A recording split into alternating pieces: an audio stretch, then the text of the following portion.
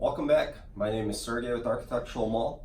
Today we'll be talking about our PVC column wraps that are manufactured as two halves to be assembled on site. And we have hundreds of different styles to choose from. They all have to be square. They could be non-tapered or tapered, like this sample here. We have our recessed panel, our fluted. We can have single fluting, double panel fluting like you see here, or triple fluting. Your plain, your raised panel, and same thing with the panels. We could break that up into 1, 2, or 3.